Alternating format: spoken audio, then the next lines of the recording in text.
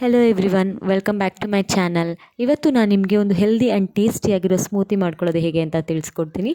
ಒಂದು ಬೌಲ್ನ ತೊಗೊಂಡು ನಿಮಗೆ ಯಾವ್ಯಾವ ಡ್ರೈ ಫ್ರೂಟ್ಸ್ ಮತ್ತು ಸೀಡ್ಸ್ ಇಷ್ಟ ಎಲ್ಲವನ್ನು ಹಾಕ್ಕೊಳ್ಳಿ. ನಾನಿಲ್ಲಿ ಬಾದಾಮಿ ಮತ್ತು ಒಣದ್ರಾಕ್ಷಿ, ಗೋಡಂಬಿ, ಹಾಗೆ ಪಂಪ್ಕಿನ್ ಸೀಡ್ಸ್ ಮತ್ತು ಸನ್ಫ್ಲವರ್ ಸೀಡ್ಸ್, ಹಾಗೆ ವಾಟರ್ಮೆಲನ್ ಸೀಡ್ಸ್ ಮತ್ತು ಒಂದು 4-5 ಕಪ್ಪು ಒಣದ್ರಾಕ್ಷಿ, ಹಾಗೆ ಸ್ವಲ್ಪ ಡೇಟ್ಸ್ನ ಹಾಕ್ಕೊಂಡಿದ್ದೀನಿ. ಇದಕ್ಕೆ 2-3 ಟೇಬಲ್ ಸ್ಪೂನ್ ಆಗೋಷ್ಟು ಓಟ್ಸ್ನ ಸೇರಿಸ್ಕೊಳ್ಳಿ. ಇದೆಲ್ಲವನ್ನು ಚೆನ್ನಾಗಿ 2-3 ಬಾರಿ ವಾಶ್ ಮಾಡಿ ಓವರ್ ನೈಟ್ ಸೋಕ್ ಮಾಡಿ ಇಡಬೇಕು.